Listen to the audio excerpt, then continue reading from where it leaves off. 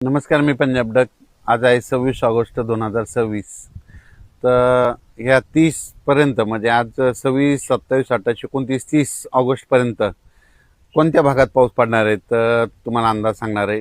तर राज्यातल्या शेतकऱ्याला सांगू इच्छितो की राज्यामध्ये 26, 27, 28, 29, 30 दरम्यान नागपूर जिल्हा, भंडारा, गोंदिया, चंद्रपूर, यवतमाळ, अकोला जिल्हा, वाशिम जिल्हा, हिंगोली जिल्हा, परभणी, नांदेड, त्याच्यानंतर इकडं बुलढाणा जिल्हा, जालना जिल्हा आणि बीडचा काही भाग आणि इकडं लातूर, धाराशिवपर्यंत ह्या भागामध्ये काय होणार आहे, पाऊस 30 तारखेपर्यंत दररोज वेगवेगळ्या भागात विखुरलेल्या स्वरूपाचा पडणार आहे म्हणून हा अंदाज लक्षात यायचा.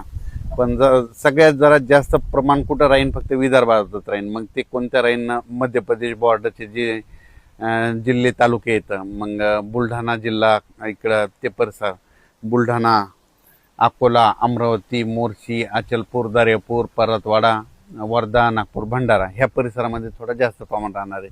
पण त्याच्यानंतर इकडं परभणी जिल्ह्यात विखुरलेल्या स्वरूपाचा अर्ध्या तासाच्या, 10 मिनिटाच्या, 20 मिनिटाच्या ह्या 4 दिवसामध्ये वेगवेगळ्या भागात सरी पडतील. खूप काही मोठा पाऊस पडणार नाही म्हणून हा अंदाज सर्व शेतकऱ्यांनी परभणी जिल्ह्यात लक्षात यायचा.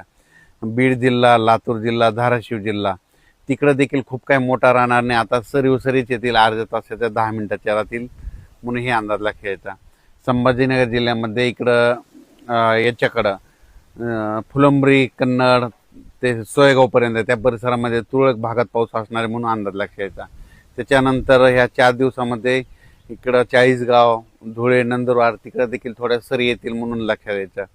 आणि इगतपुरीकडे पाऊस पडत असल्यामुळे नाशिककडं सरी येत राहतील. कोकणपट्टी, घाटमाथ्यावरचा पाऊस ते जोराचा चालू राहील. कोल्हापूरकडे देखील सरी राहतील.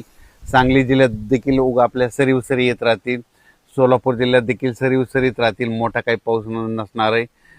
पुणे जिल्ह्यात देखील फक्त सरीच येतील, खूप काही मोठा पाऊस नसणार आहे म्हणून हा अंदाज लक्षात घ्यायचा.